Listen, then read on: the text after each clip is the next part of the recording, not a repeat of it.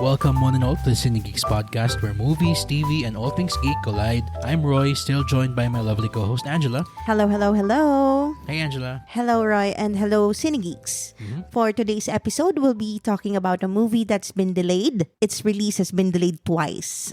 Okay, it was supposed to release back in October 2023. Then, na-move to November. Tapos, ngayon, release na siya finally. Finally. March 1 in the USA, and here in the Philippines came out last February 28. Yes, of course, we're talking about Dune Part 2, directed by Denis Villeneuve, screenplay by Villeneuve along with John Spates, based on the novel of the same name by Frank Herbert. Though this movie, of course, stars an ensemble cast featuring Timothée Chalamet, Zendaya, Rebecca Ferguson, Josh Brolin, Austin Butler, Florence Pugh, Dave Bautista, Christopher Walken, Léa Seydoux, Stellan Skarsgård, Charlotte Rampling, and Javier Bardem. Dami. Grabe. Super star-studded. As in talaga. Di pa ako makaalala ng last na film, maliban sa part 1, na sobrang established lahat ng gamit nilang actor sa ensemble. Yeah. Grabe. Talagang powerhouse cast.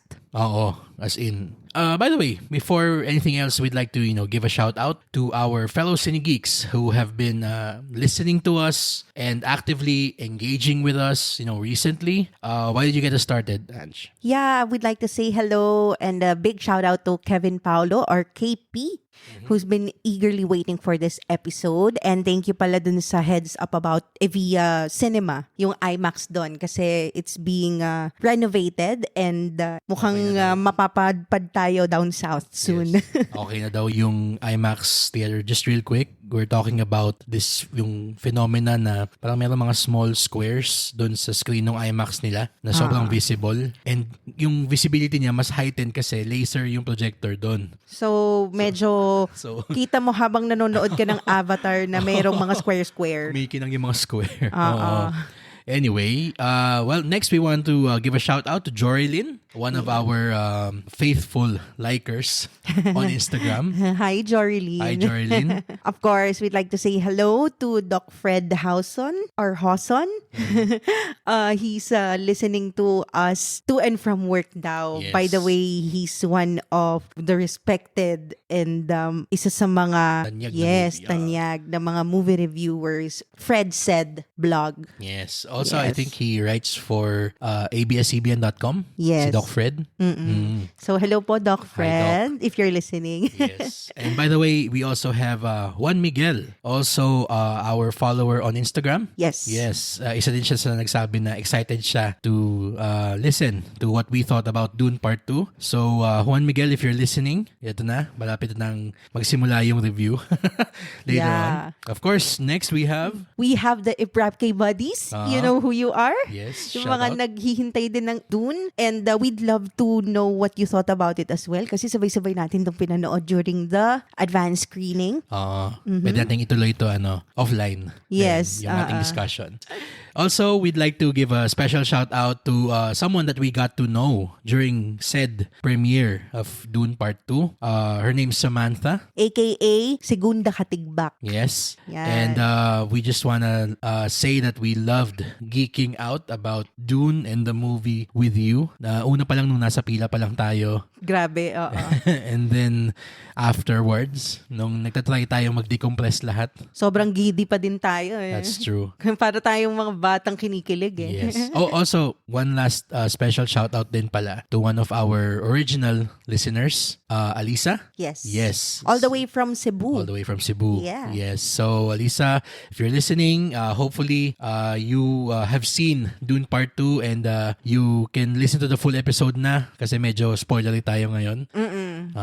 Yeah. So, spoiler alert to everybody listening. That's right. But before we continue, we'd like to remind everyone who hasn't done so to follow our pod wherever you listen to podcasts like Spotify, Apple Podcasts, Google Podcasts, and YouTube. Also, set your players to automatically download our new episodes so you don't miss out on our fun Cine Geek episodes. Please don't forget to follow us on Instagram, TikTok, Facebook, Threads, and X, aka Twitter, so we can join in on the Cine Geeks conversation.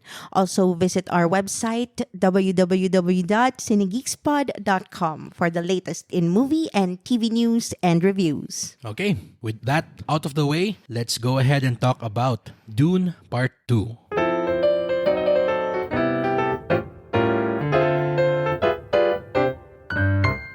Dune Part 2 continues the mythic journey of Paul Atreides as he unites with Chani and the Fremen while on a path of revenge against the conspirators who destroyed his family. Facing a choice between the love of his life and the fate of the known universe, Paul endeavors to prevent a terrible future only he can foresee. Okay, so sabi dun sa title, of course, Dune Part 2, implying na merong Part 1. Yeah. It's, of course, the sequel to the 2021 film, also by Denis Villeneuve and basically everybody, cast and crew from the top down. Hindi pa natin nasisimulan tong podcast nung lumabas to 3 years ago or so. So just real quick, Ange, bago na para bang table setting natin before we go to the discussion of Part 2. What did you think of Dune Part 1? Real quick. Real quick, naku, ang hirap naman neto. Challenge. Yeah, so Dune Part 1. Actually, I did not know anything coming in. But I'm aware this is a book, diba? And there was already a movie made about it starring Kyle MacLachlan. Yes. I always mention here, I don't really watch trailers before I watch the movie. Para fresh talaga yung lahat ng information na matitake in ko during the first viewing.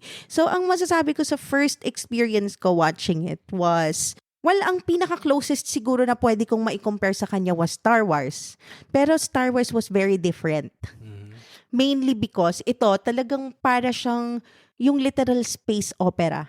Meron lang, may families involved. So, the politics take center stage here. Hindi talaga yung parang hero's journey. hero's journey. Yes, kasama siya, pero hindi siya yung sentro eh. Hindi, tama.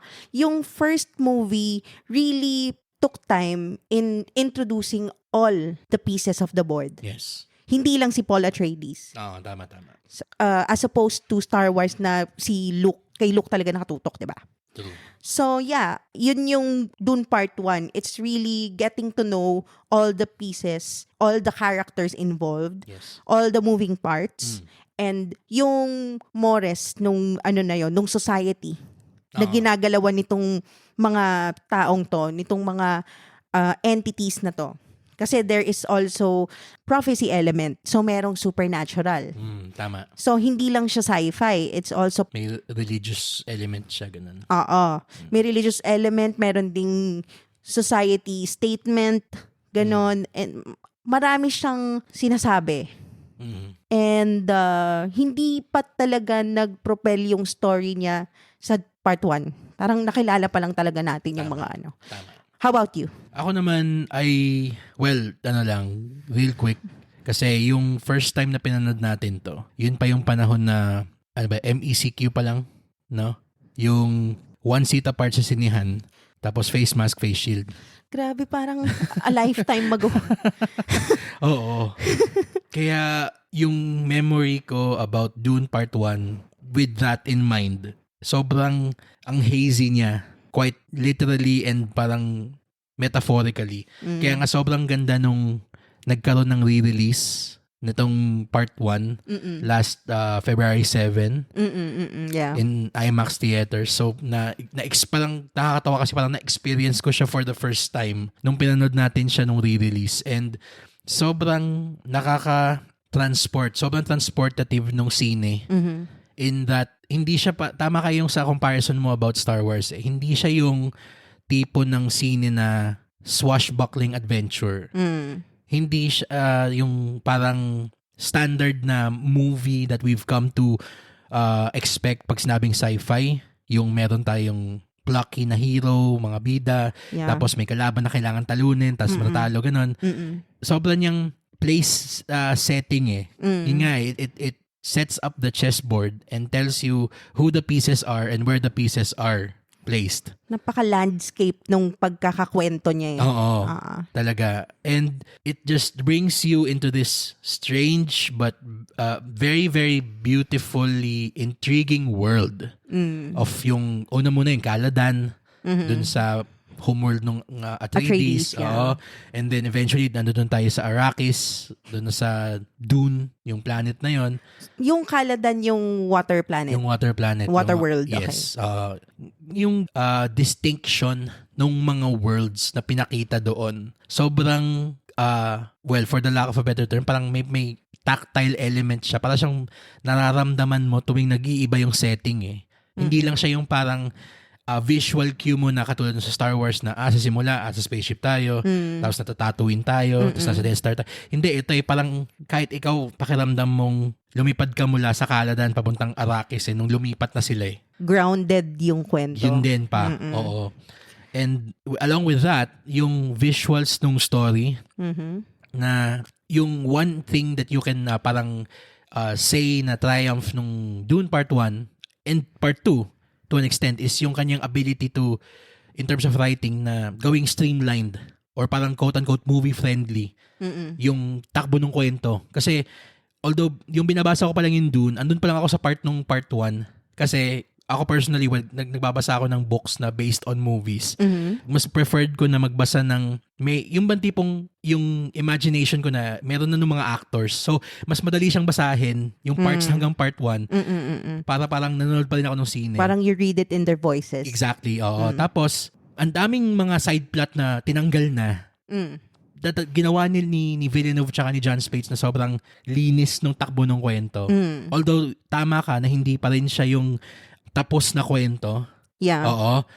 Pero yun yung parang pitfall kasi nung part 1 eh. Parang nag-sacrifice siya ng one move to get 3 steps ahead dun sa next movie, which we're gonna talk about in a little bit. Pero yun yung parang mga quick thoughts ko about part 1. Anything to add sa'yo before we go on to 2? Well, bukod dun sa you pointed out na 2021 was parang a lifetime ago. Kaya siguro people refer to this as a classic kasi parang ang tagal-tagal na niyang lumabas. Well, that's true. I guess. May aspect na gano'n na parang, parang 3 years feels like 10 years ago. Yeah. God. Well, one more thing that I realized just now, kasi 'di ba with how Dune Part 1 finished na talagang inobliterate yung Atreides. Parang ngayon ko lang na-realize na parang they're the water creatures na tinanggal sa water at nilagay sa disyerto para mamatay. Yun. That's a 'Di ba? That's a metaphor. The Yeah. Atreides are like fish Atreidae. na out of water na talagang just left out there to dry out. Tama. So yun yung purpose nung Dune Part 1. Yes. To tell the story of the fall of Atreides. Oo. Quick fire rating for you. Anong may bibigay mo sa part 1? I'll give it a solid A-. A-. Dahil lang hindi pa kasi kompleto yung kwento. Okay. Fair Pero enough. cinematography-wise, grabe. Mesmerizing. Wala talagang mano. Ako naman, solid A.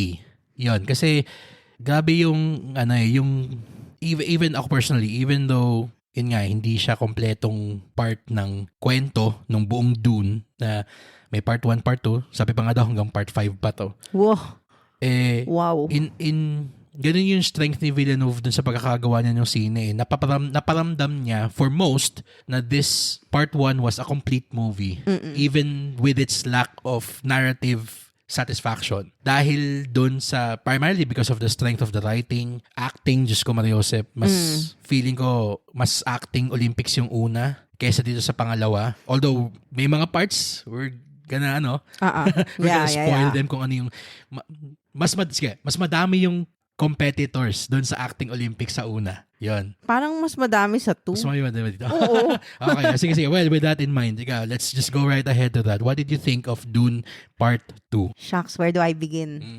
Well, marami naman nang nakapagsabi na ang pinaka nagre-remind sa kanila ni Dune Part 2 was Lord of the Rings. That's diba? right. Yeah. Kasi yung storytelling, yung narrative niya ng Part 1 and Part 2, para siyang yung Fellowship of the Ring tsaka Two Towers. Actually, meron pang ang isa parang Game of Thrones din Season 1, yung Part 1. Kasi pinakilala niya lang muna lahat ng characters and then sa kanya, yung talagang naging main meat ng conflict nila. Actually, pwede mo pa sabihin na parang hanggang season 2 pa ng Game of Thrones eh. So it involves a lot of factions, a lot of groups.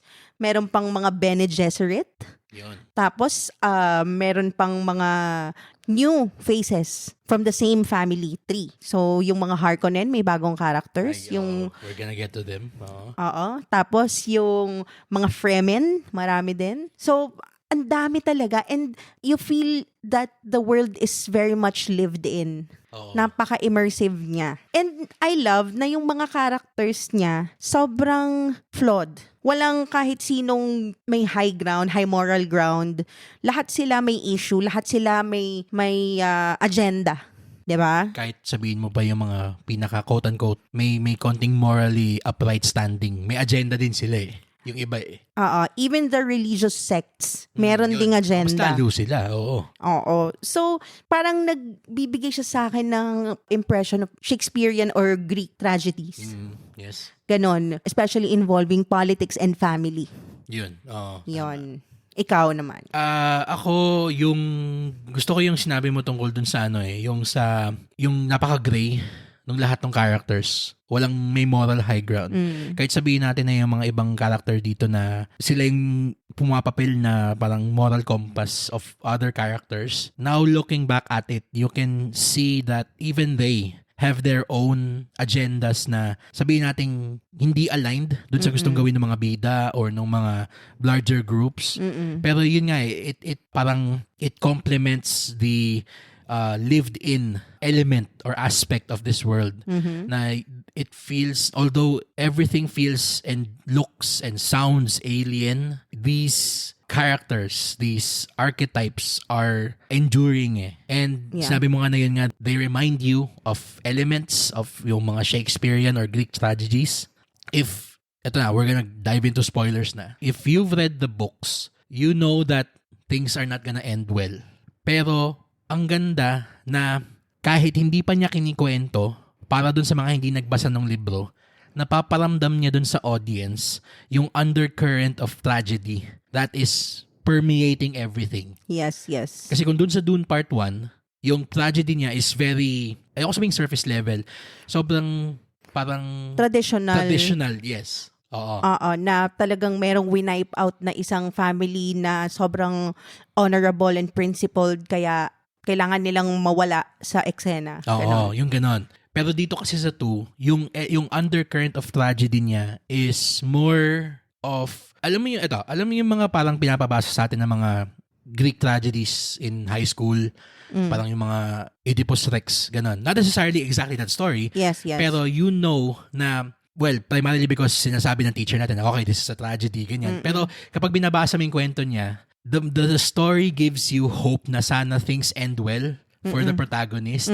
Pero you know na, and you see while reading the story that everything is parang silently conspiring against the hero or our protagonist and setting it up for them to fail. Parang the pitfalls of human weakness. Yun, oo. Ganon. Dito sa part 2, parang pinapakita na yung malalaking victories ni Paul Atreides. Yes. And if we're gonna take those victories at face value, then para siyang cheer-worthy moment siya. Para siyang, halimbawa, 2 towers nung na-repel nila yung orcs sa Helm's Deep. Parang ganon. Pero it's just one battle. Oo. During a big war. Oo, yung ganon. Pero kasi, yung victory nila sa dulo, nung na-wipe out ng mga Fremen yung Sardaukar, tsaka yung Emperor's Guard, lahat sila. Yes. Hindi kanya binibigyan ng satisfaction na parang, yes, nanalo sila Paul. Hindi eh. Alam mo pa rin na something... There's always something coming. Parang may susunod pang laban na naman. And something doesn't feel right about this victory. Yon. Kaya, ang ganda nung sinabi mong point about the Greek tragedy element. Yon. Balik naman ako ng mabilis lang konti dun sa yung Lord of the Rings na comparison na sinabi ko kanina. Yes, you said na parang obviously this is like Lord of the Rings in terms of yung story structure niya, na yung una is place setting, tapos sa dulo lang nung scenic merong parang bursts or may manakanakang burst ng action, pero more about knowing the characters. Yes. Yung first installment. Ito naman, para din siyang Two Towers yung part 2 na talagang maya't maya meron tayong laban, meron tayong bursts of conflict, meron tayong mga parang collusions along the way.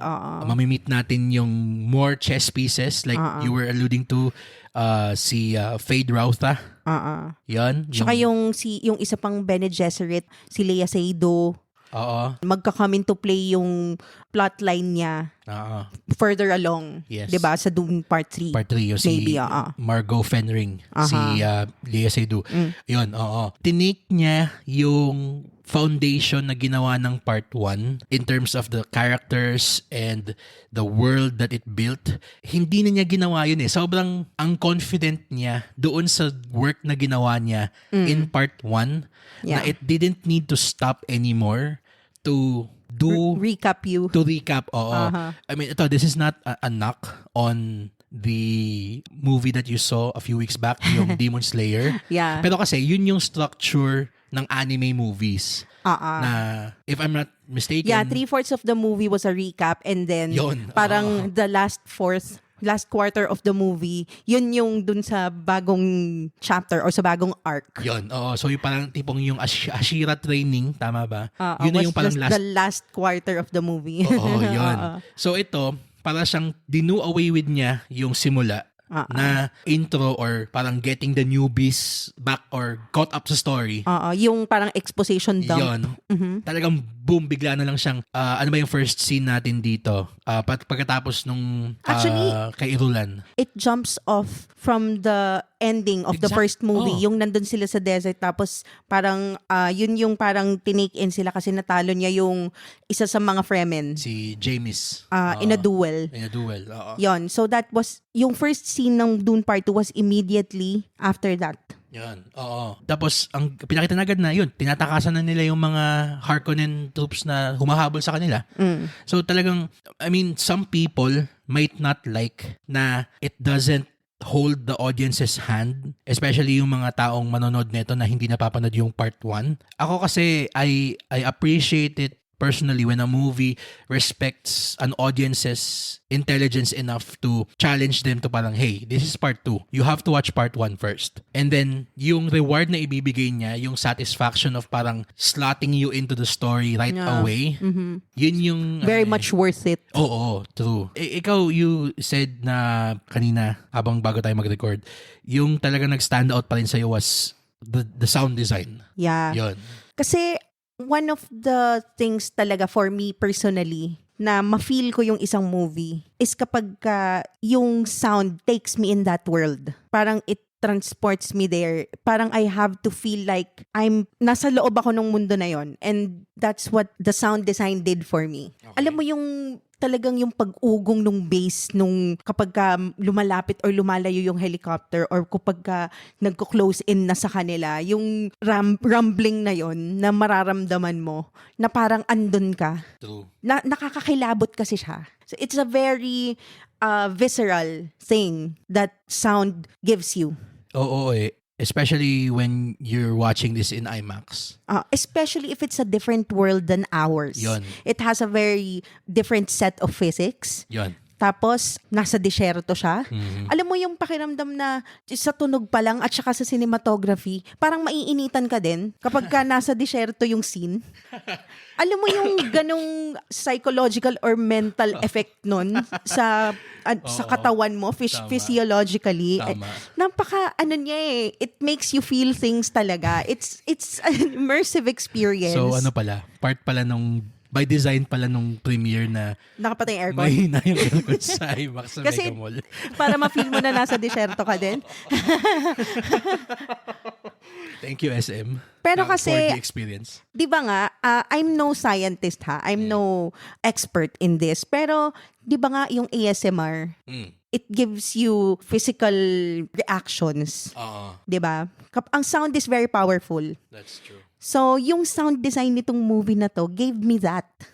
It added to the experience. Parang, in a way, nakakalimutan kong nakaupo ako sa loob ng cinema eh. Feeling ko nandun ako, nakasakay ako sa helicopter kasi umuugong din yung buong katawan ko.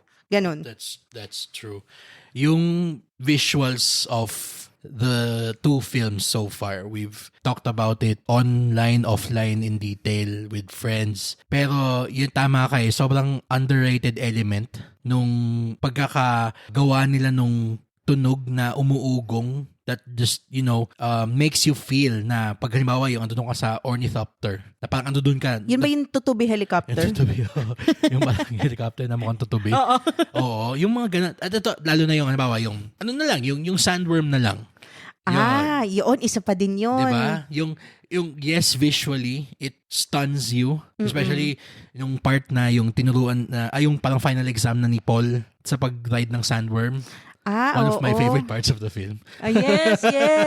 Kasi sobrang nakakatuwa ni Bardem dito, ni Javier Bardem. We're gonna get to why we love him in this movie in a bit. Yeah. Pero yung sobrang laking element nung sound doon sa scene na yun kasi it's one thing for the visuals to discombobulate you as an audience member.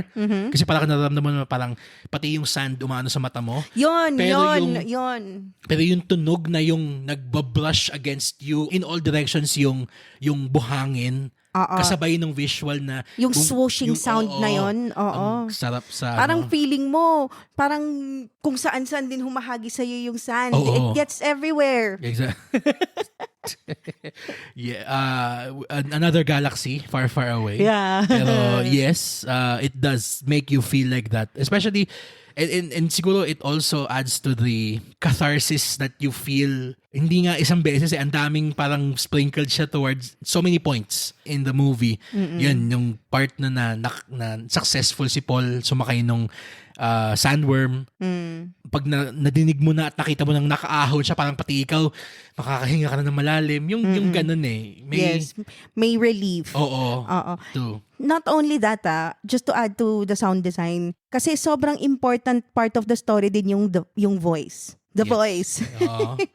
Not the contest. Pero yung the voice, it's a power. Bene Gesserit? Yung the voice, yes. They use the voice to control people. Ganon. So, yung sound design din yung parang nag-a-add ng creepiness and yung parang powerful ability. True. Diba? And din, also during yung scene na inintroduce si Fade Rauta sa atin, nung nasa Gady Prime sila, yung homeworld ng mga Harkonnen. Ay, ang ganda nun. Correct me if I'm wrong pero ang creepy nung world na yun, maliban dun sa fact na it's shot in black and white because of Black sun. Black sun. Oo. Kaya yung colors na nawawala kasi nagiging black and white yung buong world. Even that parang sobrang, oh my God, ang ganda ng... Grabe, sobrang visuals gusto. na yun. Ang ganda, sobrang creative talaga ng world nito. Parang napaka-wondrous niya, alam mo yon, ito yung gusto ko, maisingit ko lang. Sige. Kaya gustong-gusto ko yung Star Trek. Kasi parang it lets you experience imaginary planets with very bizarre physics and nature. Parang it reminded me of Star Trek, yung na yon, yung homeworld ng mga Harkonnen. Na sobrang bizarre nung world nila talaga. Napaka-wondrously bizarre nung worlds dito lahat. Oo. Pero yun, going back lang to Gady Prime, tama ba na naalala ko na medyo may konting element siya na parang warped yung sound? Alam mo yung tunog ng nadidinig mo kapag nagsiswimming ka? Yung meron kang pagkabingi na hindi. Parang muffled? Parang muffled yung ambient noise mo. Parang underwater ka, ganon? Actually, parang may ganun dun sa Gady Prime, di ba? Kasi parang, actually pwede mo siyang i-relate dun sa pool na laging pinagsuswimmingan ni Stellan Skarsgård. Yun, pwede din. Ganun. Yung parang langis na, langis na chocolate na hindi maintindihan. Parang vinaigrette. Parang... yeah! Nalala ko yung titimpla sa Italiano. Oh my God. Yung focaccia bread. Yung sinasawsaw. Magkain natin doon. Gagawa ko yung tinapay doon. I-shape ko kayo. Kay Harkonnen yun. Sulub kong gano'n. Ano yan? Olive oil, tsaka parang tsaka vinegar, tsaka na balsamic vinegar. So, cannot unsee. Okay, anyway. Go. Sige. So, yon. At saka, di ba, yung parang fireworks nila na parang Rorschach. Oo. Ang galing nun. Sobrang grabe talaga. Sobrang amazed ako dun sa homeworld ng Harkonnen. Tsaka kahit dun sa yung fireworks na yun, di ba yung putok niya ba? Fireworks niya, ganun dapat. Sa kanila parang, baliktad Parang implosion yung tunog niya. Ang ganda Parang, talaga. Grabe, ang galing. Ganun siya. Ang galing ng imagination ni Frank Herbert. And ang galing ng pagkakagawa nung ang galing nung DOP. Ang galing, ang ganda talaga. That was so stunning. Oh, and I'm looking at the list of the sound department on IMDb ng Dune Part 2. I mean, I want to credit them all by name pero medyo tatagal yung podcast natin. So if you want to, quote-unquote pay tribute to them, their names are on IMDb. There's a very long list pero all of them did a stellar job with this film talaga. Hindi pa nga tayo nakakadating dun sa parang quote-unquote meat nitong usapan natin which is the acting. Yeah. Oh my God, ibang klase si Timothée Chalamet dito. Oo. Grabe. If you thought na he's just this kid na will only be relegated to the parang, hindi man teeny bopper kasi hindi siya teeny bopper Siguro parang Willy Wonka roles, gano'n. Or parang mga YA. Yun. Ang bilis niyang na-outgrow yun. Oh my God. As in, dito, you will definitely feel it, yung shift niya in how he acts in this film. So great and so young. Ang galing. Kasi yung una, parang sobrang ganda na yung pagkaka-portray niya yung parang ginamit niya ng konti yung buong Paul Atreides sa part 1 na optimistic siyang young adult. Talagang parang, for the lack of a better term, daddy's boy. Gustong-gusto niyang i-make proud yung buong House Atreides. Sobrang niyang plucky, upstart. Yun nga, optimistic. Pero dito, as the story goes along, as he spends more time with the Fremen, and then eventually as he loses his own battle against yung kanyang prophecy na nakikita niya, nung moment na quote-unquote natalo siya nung sarili niya at nag-give in siya dun sa pagiging lisan al-gaib niya or yung messianic figure ng Fremen. It's a very chilling moment. That whole scene nung talagang tinake charge niya na, yes, I am your Messiah. Hindi nga bow down to me. More like na parang fight with me or fight for me. Kasi Ang galing niya.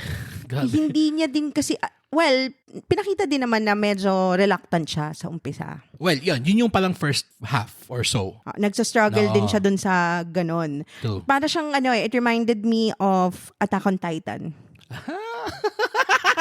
Yes! Yung The Burden of Prophecy. Yun. 'Di ba? Eren. Si Ere. Ayun. Very Eren yung kanyang yung foresight niya True. about all the things that will happen, all the deaths that he will cause. will cause. Yes. With one decision. Itong parang fork in the road niya. To stay in the north or to go south. So literal na he went south. Diba? Oo, tama. Oo. Pero ayun nga. So parehas siya nung struggle ni Eren about it. Kasi it's all about choosing the one you love, yung family mo or yung loved one mo. Sa case ni Eren, si Mikasa. Tapos choosing his destiny. Siya yung siya yung magiging lisan al-gaib, pero he will cause a lot of deaths. Pero it's written, parang ganon. Parang predestination or free will. Yan. Ano siya? Man versus destiny. Yun na naman. So, pero yun din yung isa pang aspect doon. Pinlano ng Bene Gesserit to lahat Yun na nga nakakatawa yung destiny hindi pa siya parang artificial destiny pa siya Oo. Hindi tapos ito pa nakakatawa doon. Now that you point the Bene Gesserit kasi may na siya, alluded na siya dun sa una. Parang pero hindi pa siya finlesh out fully until this movie na talagang verbalize siya na we've been crossing bloodlines for centuries para lumabas yung Kwisatz Haderach or yung lalaki na the one. Yung lalaki na Bene Gesserit. Yon. Yung Neo nila. Ang problema, ito yung parang kung naintindihan ko na ng tama. Ang kaya nagalit si Reverend Mother Helen, si Charlotte Rampling, kasi hindi pa approved yung pagdating ng lalaki na si Paul. Yon. Pinili ni Jessica na magkaroon ng anak na lalaki dahil love niya si Leto Atreides. Yun, Yes, si yes. Oscar Isaac sa part 1. Because he wanted a male heir Oo. for the Atreides For the Atreides bloodline. bloodline. Kasi for Ascension. For Ascension. Parang pinaasawa si Jessica. Hindi pa pinaasawa. Ginawang concubine ni Leto, si Jessica, para magkaroon pa rin ng marami pang babaeng anak. Para marami pa yung Bene Gesserit. Hindi pa dapat ngayon magkakaroon ng Kwisatz Haderach.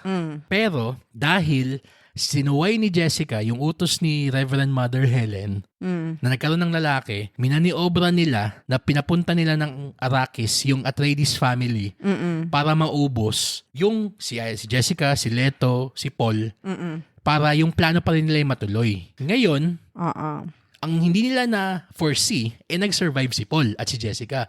Now, ang pinakagusto kong part dito is yung pag-ascend ni Jessica, ni Rebecca Ferguson, into becoming an alternate Reverend Mother of her own. She built her own church. Yun, no? 'Di ba? I love that. Nakakatuwa yun. So feminist. So gusto ko yung, grabe yung ano niya, yung, lalo na sa dulo, nung nag-duel na si Feyd-Rautha at saka si Paul. Tapos nag-ano na sila. Tapos Lahat sila Ando dun. confrontation na. Oo. Kumbaga, it's final showdown na. Tapos nagtitigan lang si Helen at saka si Jessica na parang, of all, ano sabi niya na, ni Helen nun? Parang, of all people, you should know that. Reverend Mother. Parang ano yan. Super hot fire. Nagkaroon ng flip of power. Oo. Doon sa one fateful moment na yun, doon sa isang showdown na yun. Yun. And isa pang sobrang acting MVP among many MVPs dito. Of course, we said na kanina si Javier Bardem Oo. as Stilgar. Alam mo, actually, people may take it at face value na siya yung levity ng movie. Na parang idol na idol niya si Paul. So parang it's a little bit funny. Na yung mentor becomes the fan. Parang ganon. True. Pero actually, this is a statement on religion and fanaticism. Yes. It's a very apt observation on that aspect in this movie. Yung sociological statement niya na naman na it's a thin line between faith and fanaticism. True. Yung obsession nila dun sa prophecy. 'Di ba? Parang pushes si Stilgar to abandon all logic. Naalala ko yung part na yung tag dito, yung parang may pagka-Life of Brian siya, 'di ba? Parang Monty Python. Life of Brian, if you haven't watched that, yan, maganda rin yung parang parody on the philosophy of religion. Yung, I am not the Messiah. He is the Messiah. But if he is the Messiah, of course he won't admit that. That which makes him even more deserving to be called Lisan Nalgaib. Yung yung part na yung after nung ceremony to make Jessica the new Reverend Mother ng mga Fremen. Di siya parang yung ba yung nag-drink siya ng poison? Nag-drink siya ng water of life. Yung parang inner, yung dugo ng baby sandworm ba yun? Tapos, di nilabas yung body ni Jessica dun sa kung nasa nag-aantay yung mga ibang Fremen. And then, inaantay nila na ma-revive siya. Tapos, itong yung mga non-believers, sinasabi nila, hindi, wala na, patay na siya. Tapos, sabi ni Paul na, ang tawag nito, she's fine. Yung ganyan. Tapos, ito namang sila Stilgar, parang, yes, that's what Lisan Nalgaib would say. Tapos, parang may isang sobrang humorous na editing trick na ginawa sila dito eh. Alin yun? Yung, nakalimutan ko yung exact moment. Pero gusto ko yung parang, nag-uusap na ata si Paul at saka si Chani. Na sasabi niya na parang something to the effect na, I'm not Lisan Nalgaib. I'm not something like that. Tapos parang siyang, sabi bigla ni Stilgar, bigla nag-cut sa kanya, biglang sabi, he's too humble. So he must be Lisan Nalgaib. Alam mo yung frustration ni Paul, ramdam na ramdam ko, parang si Life of Brian. Parang, please believe me, I really am not Lisan Nalgaib.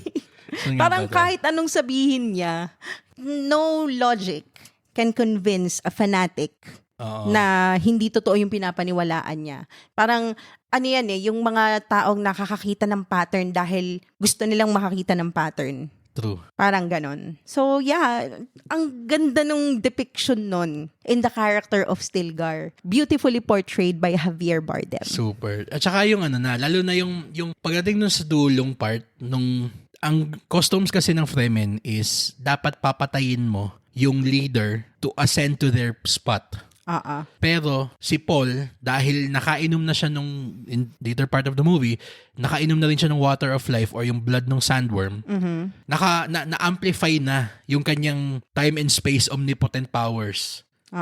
Tapos, grabe yung sinasabi mo kanina na parang yung thin line between faith and fanaticism.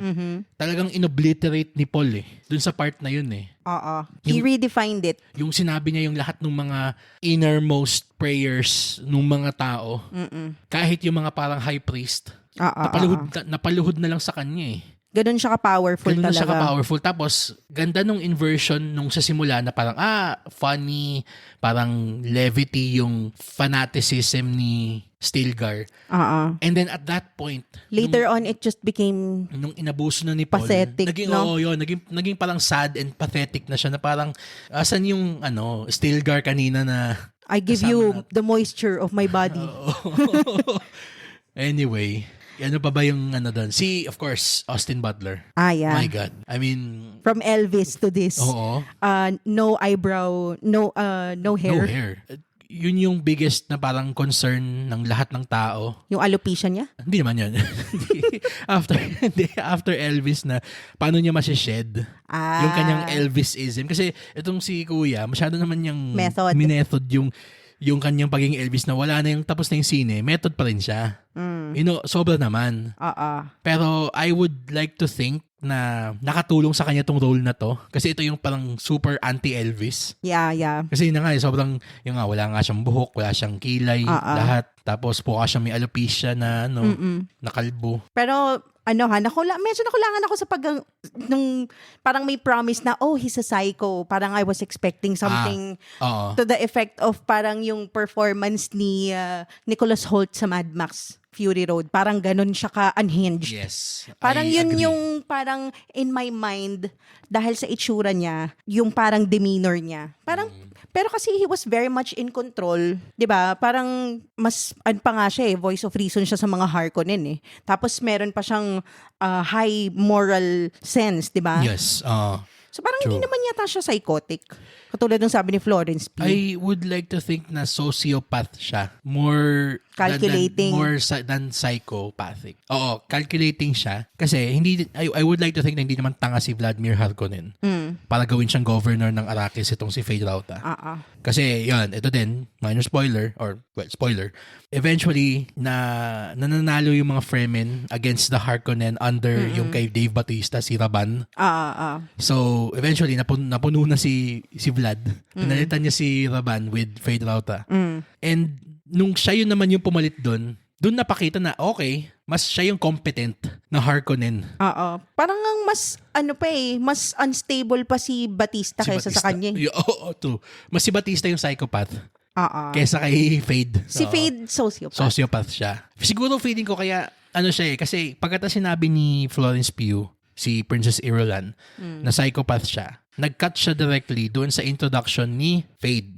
Na yung bigla na lang niyang pinag-chop-chop yung mga handmaiden niya. I feel that scene was supposed to go on for a bit more, a bit longer, and a bit more bloodier. Para lang ma-drive home, cinematically speaking, yung psychopathy niya. Oo. Kasi they promised Kasi pinag-uusapan nila si Feyd Rautha without showing him yet. That's true. And even then, meron pa siya sanang other chance, which was yung gladiator fight. Tama ka doon na medyo nakulangan din ako ng konti ng brutality niya. Pero I guess this is the pitfall of, making a PG-13 film. Also, props have to go to Zendaya, na in my opinion was underutilized nung first film. Pero dito sobrang front and center siya. And equals siya ni Paul Atreides, si Chani. Sobrang ang ganda nga nung dynamic nila. I thought that the first part of the film would be parang, hindi man eye roll, pero para sa akin, "Ay, come on, let's get to the action na." Pero it ended up na I was very much invested doon sa love story nilang dalawa. Oo. Heartbreaking yun. Making it all the more heartbreaking, yes. We needed that slow part na dinedevelop lang yung relationship nila. Kasi naramdaman ko na ito na yung parang peak ng magiging relationship nila. This is the happiest point in this movie. True. Kasi it's gonna go down from here. Yes. Especially kapag in-embrace na niya yung destiny niya, di ba? Naging believable naman yung nila yung love story nila. Yes. Hindi siya fake, hindi siya artificial, hindi siya rushed. May pinagsamahan talaga. Oo. And in a 3-hour film, tapos ang dami-daming mga set piece, tapos ang dami-daming complex web of plot lines na i-flesh out yung love story nila. It's very important kasi feeling ko dito babalik, magsa-circle back dito yung kwento. Doon sa time nila together before everything else, before the war. And lalo na since Dune Part 3 most probably will focus on yung Holy War ni Muad'Dib or ni Paul. Feeling ko na bago siya talaga fully succumb to his parang darkness, Chani will be there pa rin to try to get him back. Ayun nga, if you've seen Attack on Titan, Yun, din her pa, role is very much like Mikasa. Parang si Mikasa. Yes, true. Very much so. Actually, nakakatawa nga na yung binibring up mo yung comparison to Attack on Titan. Do you think na yung writer or creator nun was inspired by Dune? Si Isayama? Si Isayama, would you say na he was? Maybe. Kasi, I mean, Dune by Frank Herbert was very influential. Oo, true. Diba? Pero sabihin ko na parang yung broad strokes ng story na meron tayong parang Dune Part 1 doon sa Attack on Titan, first 2 or 3 seasons, I guess, na we cheered on Eren as the hero. The same way reluctant hero at that pa. And the same way na we cheered on Paul, all of Part 1, some parts of Part 2. Tapos they were given an unfathomable amount of power. Yon. And destiny. Then the burden of that. Oo. Napagkatapos na parang naging emo sad boy na si Eren. And I would like to think na dito sa Part 3, mas magiging brooding emo sad boy na si the anti-Willy Wonka. Si Chalamet. How can he go from Willy Wonka to this? Yun, gabi yung yung versatility niya as an actor. Ni Chalamet. Galing talaga. Kung hindi lang sana incomplete pa rin yung kwento ng 2, as the Oscars are wont to do, na hindi sila recognize ng gawa na hindi pa tapos. I mean, you could make a case na isa sa mga pwedeng i-nominate yung acting ni Timothy dito for next year's Oscars. May laban. Oo. Grabe yung shift niya from being a very soft-spoken desert mouse. Yeah. From being Muad'Dib. From being a Muad'Dib. Yes. A desert mouse, di ba? Parang napaka-feeble, napaka-quiet and maliit. Pero you will underestimate him. Kasi grabe yung command niya when he decides to, become lisanal guy. Ibang klase. Grabe. Sino pa ba ang pwedeng nating i-commend na nag-stand out acting-wise? Of course, Rebecca Ferguson as Jessica. Actually, yun nga about Rebecca Ferguson and Zendaya, and to some extent, the unborn sister of Paul Atreides. Spoilers. Do we say who na ba? Wag muna. Pero, wag muna. Sige. Pero kasi sinabi naman na dun sa part 1 na buntis si Jessica. In a podcast of spoilers, may itatago ko pa rin kaming isa. Sige, go. Okay. Ayun nga, I love that women are at the forefront of the story. They hold power in this world. If not the most powerful because of the Bene Gesserit. That's true. Pero meron din namang parang counterpart yon, si Zendaya. Kasi even she's a soldier, 'di ba? Pero kahit na soldier siya, hindi naman siya blindly nagfa-follow ng command, lalo na when it goes against her principles. Ano yung sabi niya? Fedaykin. Yun yung nila, yung parang tawag sa mga Fremen soldiers. Parang I'm not loyal to one person, I'm loyal to the desert. Yun. Yun yung prinsipyo niya. And I admire that. And they're gonna need that kapag ka medyo naging unhinged na talaga si Paul Atreides sa... Sa part 3. Speaking of cast, we've pointed out the ones na talagang we absolutely were mesmerized by acting-wise. I just wanna point out na medyo nakakatawa lang nga na sobrang stacked nung cast nung scene na to. Pero yung mga iba sa kanila parang wala pang 5 minuto on screen. Like? Katulad si Christopher Walken as the Emperor. As in talagang sobrang Paul Muad'Dib. Ito, yun din pa, hindi ko ma-shake off yung cowbell sa utak ko tuwing nakikita ko siya. I could use more cowbell. Parang siya may sinabi siyang gano'n na parang, hindi, parang siyang yung linya ni Willem Dafoe sa Poor Things na parang, I'm something of a, na parang, I know, sabi niya, I'm something of a romantic. I'm something of a romantic myself sa Poor Things. Sa Poor Things, tapos dito naman sa part 2, alam ko may sinabi siya nung ano doon na sila sa Arrakis na parang sinabihan ata niya yung Sardaukar niya na parang, I could use more, parang sabi niya parang, I could use more soldiers, parang ganun or something. Pero pag nadinig mo na si Christopher Walken na sabi na, I could use more cowbell. Doon na pupunta eh. Pero yun na nga. That's just our geek brains. True. Nag-short circuit lang. It's just sad na siguro entranced by the scope and the ambition of the project na even if they knew na wala pang 5 minuto in a near 3-hour film yung tatagal nila, pumayag sila mag-star. Pero yun nga, I find it just funny na yun nga si Christopher Walken, si Léa Seydoux, and this unnamed other star na we're not going to reveal for now. Yun nga, essentially mga glorified cameo lang sila. Well, nagtataka ka pa, dun nga sa Dune Part 1, si Zendaya parang laging nagko-commercial. Pero kasi, kay Zendaya, ano siya? Peppered throughout the film, informing Paul's actions. So, she is very much part of the story. In my opinion, Pero ang gaang ng trabaho niya, walang speaking part sa part 1. Dun sa last Zendaya. part lang. Yun. Yung last part na lang, nung naka-stay suit na siya. Ito ang ano naman, yung nakaupo lang naman ngayon, si Christopher Walken. I think kaya din ang daming disappointed dun sa part 1 kasi they sold the movie on Zendaya din.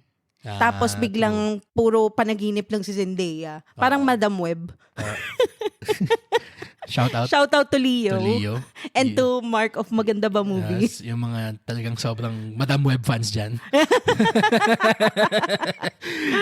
Joke lang.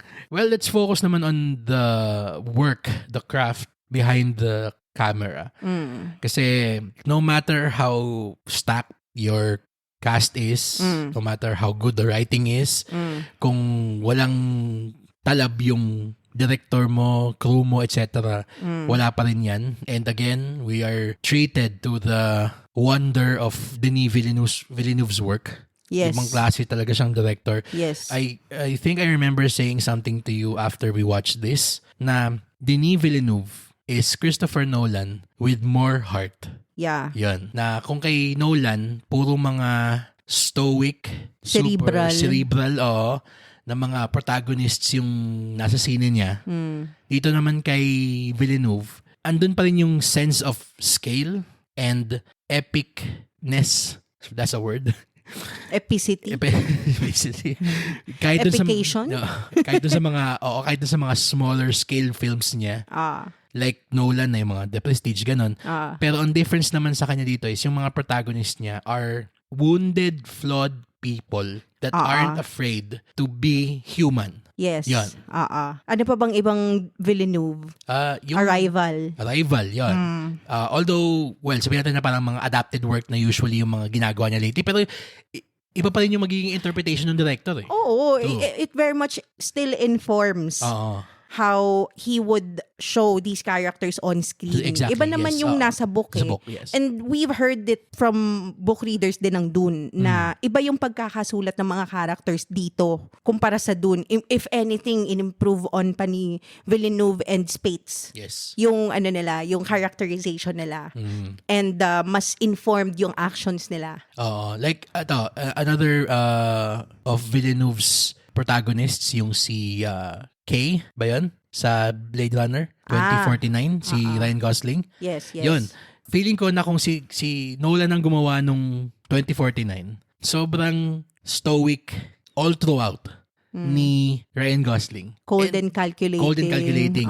And it's gonna work. The story is still gonna work. Oo. Yeah. Pero dahil nasa kamay siya ni Villeneuve, mas nakita mong may pain, merong humanity. Although, I mean fan theory lang naman na replicant din siya, yung si Kay.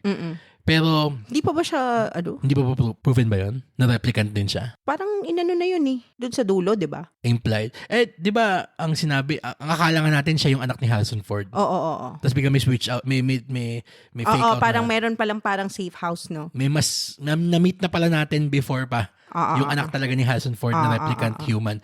Pero yung, even then he chose to portray the robot as a very human entity. With human emotions. With human emotions. Siguro yun yung ibig mong sabihin, parang with Denis Villeneuve's characters, parang they always wear their heart on their sleeves. Yes, exactly. Yun. True. Whereas, Christopher Nolan's protagonists, mas more parang cold, distant, and mas nakikimkim. Oo. Although the pain is still there, pero parang mas meron pang parang psychological aspect dun sa nila. Dun sa pain. Sa portrayal ng yan. nila, character. True. Well, kanina pa natin siya pinag-uusapan. We'll go back to him now. What did you think of Greg Fraser's work here compared to the first one as director of photography? Grabe.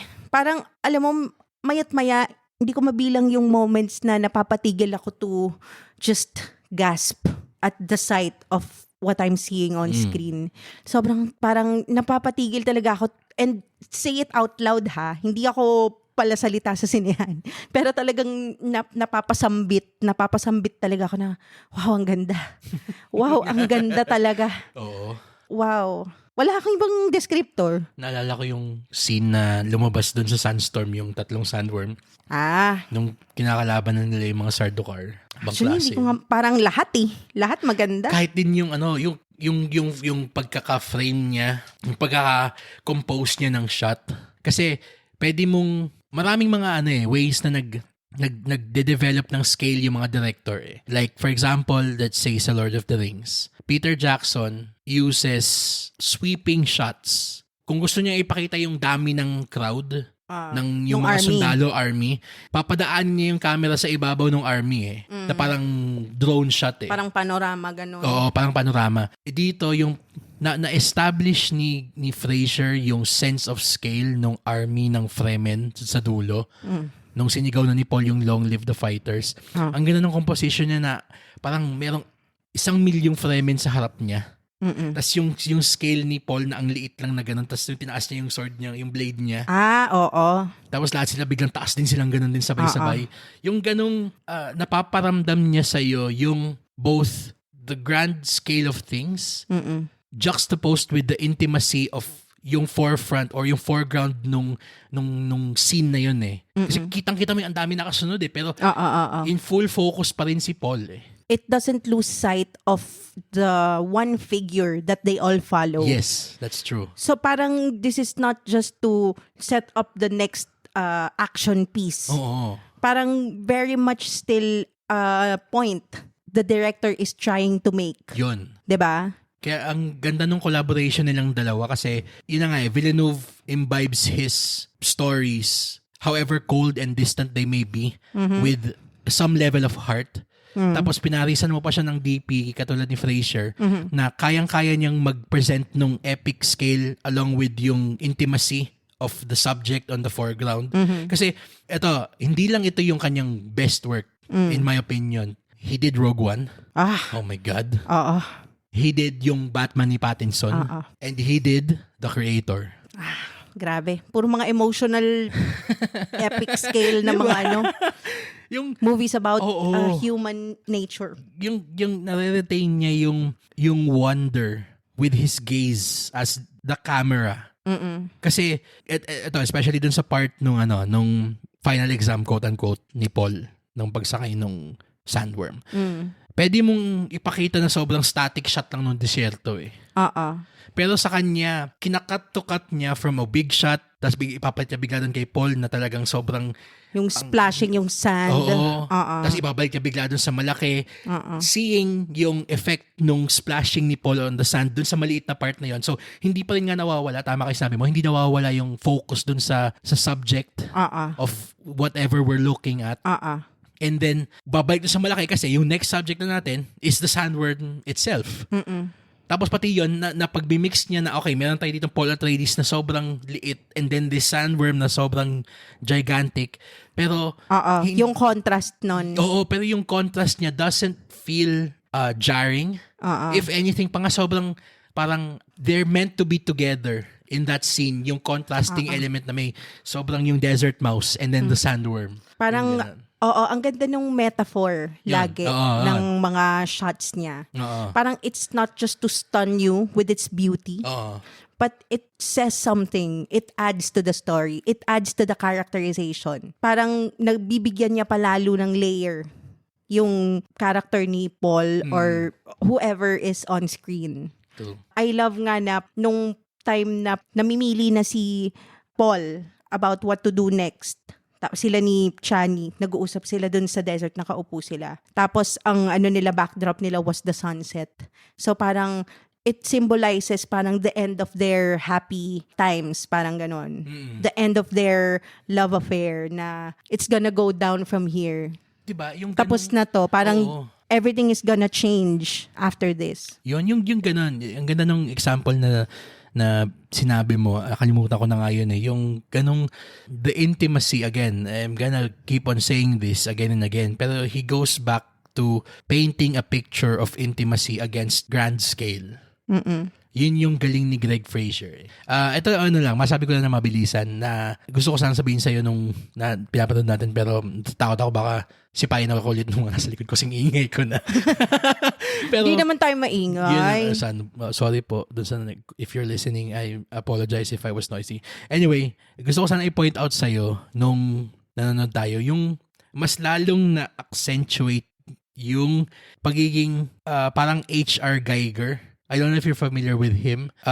Yung parang H.R. Geiger-esque quality ng technology sa world nung Dune.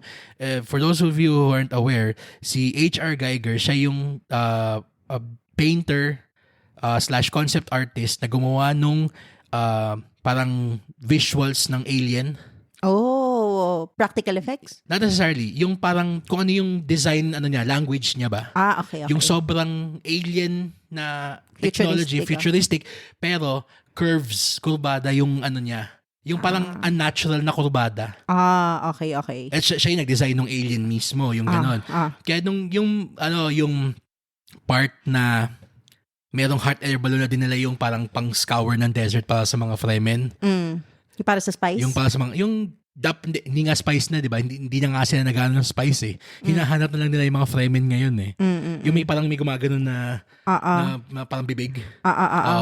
Parang parang sa farm yung parang yung taga-harvest ng wheat, parang ganon.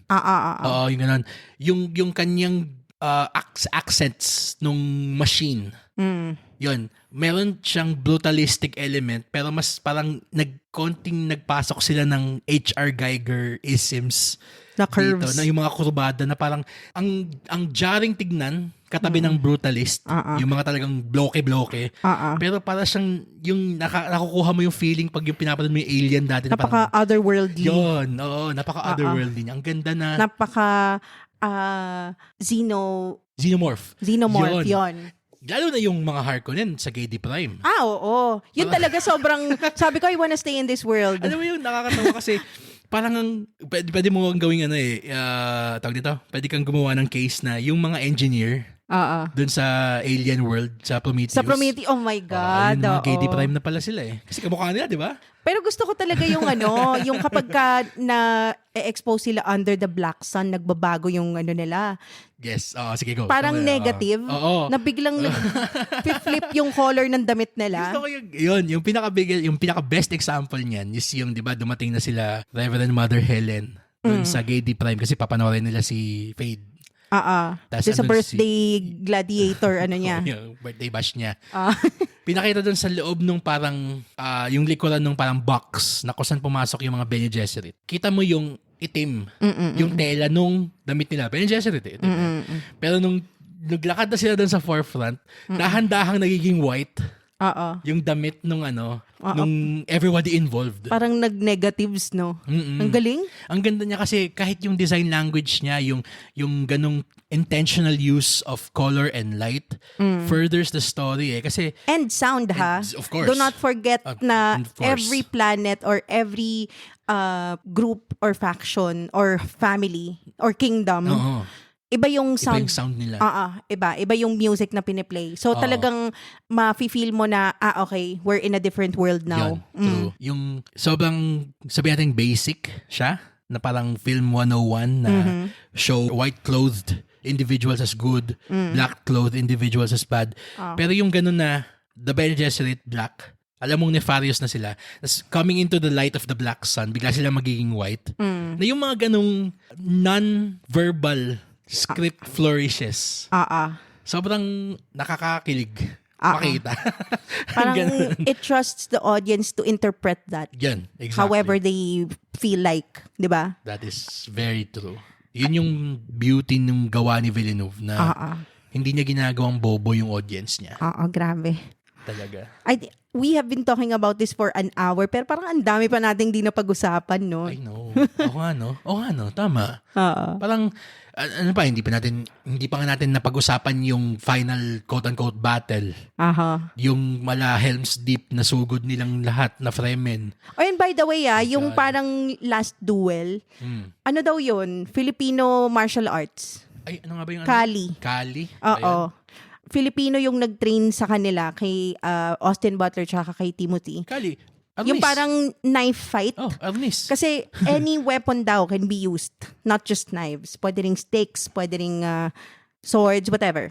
Bakit naman Kali yung tinawag nila? Arnis yung tawag doon. Eskrima. Oo Yun. nga, no? Diba? Yun. Baka yun yung Hollywood term. Wow, Kali. California.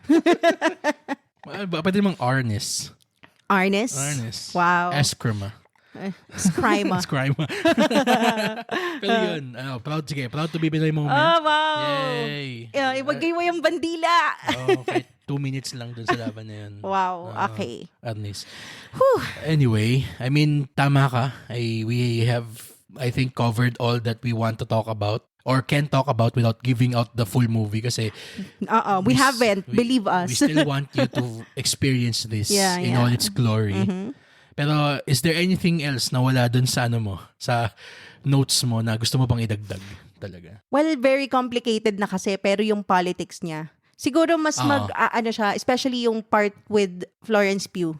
Napaka-complicated the web of of collusions and conspiracies when it involves the Bene Gesserit and yung parang second Bene Gesserit ni Jessica. Oo. So, yon, meron ding political struggle in terms of yung religion nga. True. At saka meron pa ditong mga meron pa tayo ditong mga surprises na hindi nire-reveal. Yeah. Yes. So, watch out for that. Ano pa ba? Sa akin, final thoughts. Just go see it. It's a near perfect movie. Talaga. I mean, of course, meron kang mga mapipintas dito here and there. Some would be, warranted. Yung iba siguro a matter of preference na lang sa kada isang manonood nito. Pero this is why film was created in the first place.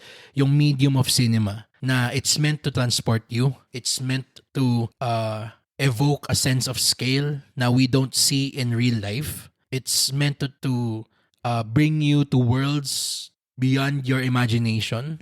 And wherever you see this na sinihan, please don't watch this na streaming or in your phone. For the love of God, please.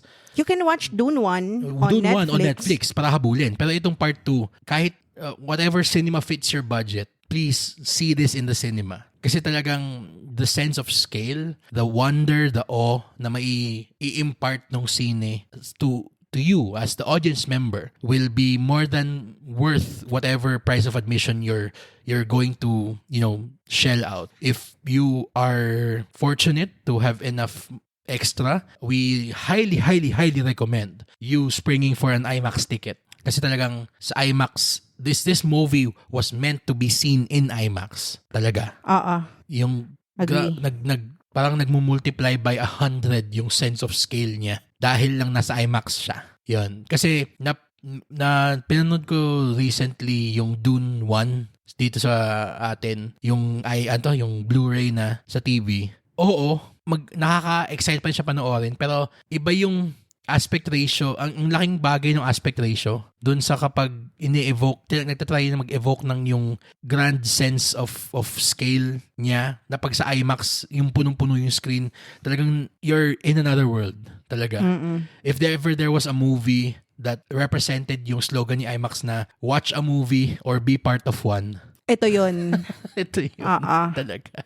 Oh, talaga. Yeah, I agree. Super. Please. Don't miss it in IMAX. In IMAX. Talaga. Or very much worth it. Or if you can't go to IMAX, find a theater na has the best sound. Atmos. Mag-Dolby Atmos kayo. Yan. One of the best cinemas we can recommend is Power Plant. Yes, Rockwell Power. Lahat ng sinyan is Atmos, no? Yes. Sa Power Plant. Power Plant. Ano pa bang magandang Atmos? Gateway. Cinema 5. Yung kung saan tayo nanonood ng Gumburza. Yun. Or if you want to choose, I guess, yung parang sense of scale, yung malaki yung sinihan, the best one we've seen or we've gone to is yung sa Ayala Malls, Manila Bay. Yun. Yung parang A-Lux nilang malaki. Basta, if you can see it in the biggest screen you can find. And with the best sound possible. So, for Dune, anong ating dito? Letter grade? A+. A+. Yeah. Madaling A+ yan. Yeah. And it's becoming one of the highest rated movies on IMDb. And on Letterboxd. Oh, yeah. So, ano na siya? It's 4.5? up there. Wow. At 9.1 na siya sa IMDb. Oh. Actually, for a brief time nga, parang siya yung naging number 1 dun sa 250 ng IMDb. Yeah, as of record time. Okay. Yeah. So, I guess that's it for Dune Part 2. If you've seen Dune Part 2, please share with us what you thought about it. Comment it on our social media accounts or down below on our Spotify episode page. And don't forget again to set your players to automatically download our new episodes so you don't miss out on our fun Cinegi conversations. And while you're at it, please give us a 5-star rating on Spotify and Apple Podcasts if you had fun or if you learned something new during this episode. Yes. For my co-host Troy, this has been Angela. Thank you for listening to the Cine Geeks podcast, where movies, TV, and all things geek collide.